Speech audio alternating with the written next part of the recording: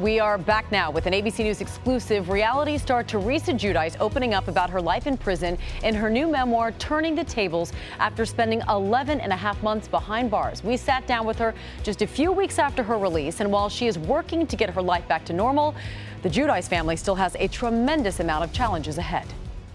For what? What am I apologizing for? Oh my God! With her no-nonsense attitude, we're here to discuss, right? We're not here just to play games. And explosive personality.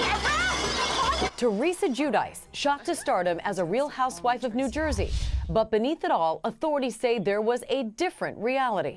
A federal investigation into the Giudices concluded their opulent lifestyle was partially funded by ill-gotten gains. Prosecutors charged she and her husband Joe with a 39-count indictment for allegedly obtaining more than $5 million fraudulently. Over the better part of a decade, they were engaged in a scheme to defraud financial institutions and the IRS. They eventually pled guilty to multiple crimes, including conspiracy to commit wire fraud and bankruptcy fraud. Did you know you were breaking the law? Did you know you were committing a crime? Definitely not. I didn't know I was committing a crime. The government saw it differently. I got sentenced. I got served time.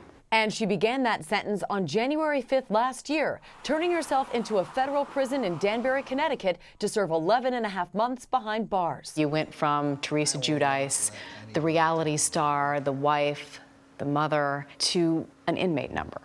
How did that feel? It broke my heart because, you know, I was always growing up the good girl, always did everything right. Do you remember your inmate number? Yes. 65703-050.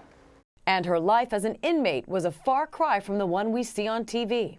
Your life was stripped down to the bare minimum. No makeup, no purses, fancy clothes. What was left when you were there in prison with all of that removed? It was Teresa Giudice. The person that I am. Everything that you just said, I don't need any of it. I was fine just being just who I am. Some people would say, oh, you know, you had it easy. You went to Danbury. It's like being sent to the country club of jails. How would you describe your incarceration? It was no country club, trust me, at all. I mean, there was mold in the bathrooms. There was not running water constantly. The showers were freezing cold. It was hell. It was like, you know, it was definitely living in hell. What was the worst part about the experience? Was just it being away from my daughters and, you know, Joe? That's the worst part.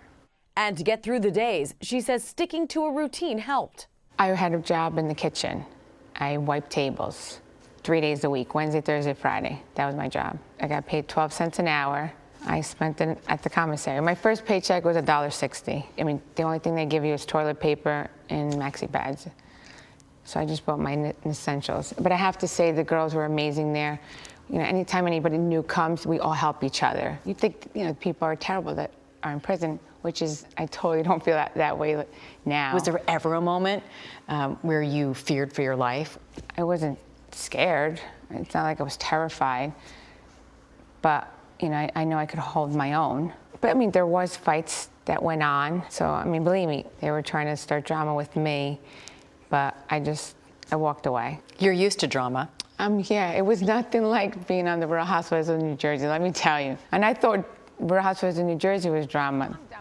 Let me tell you, when you go to prison, it's a whole different, there's a lot of drama. Now she's taking all that she's learned from her incarceration and writing about turning a new leaf in her memoir, Turning the Tables. You write about some of the bad experiences with the paparazzi, with the media, being unfairly targeted. But then why continue with the Real Housewives series? Why write a book? Why stay in the spotlight?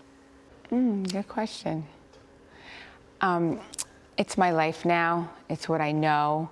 And I live in New Jersey. I don't live in Hollywood, so the paparazzi is not always staked out of my house. During this legal situation, that's where the paparazzi came around a lot more. Your husband, Joe, is now facing 41 months in prison. There's also the possibility that he could be deported. Would you move to Italy with the girls if that ended up becoming reality? We're just taking one day at a time. I'm just, you know, happy to be home. We're just enjoying every moment, like living in the moment. We really are. And you can see more of my interview with Teresa tomorrow night on Nightline.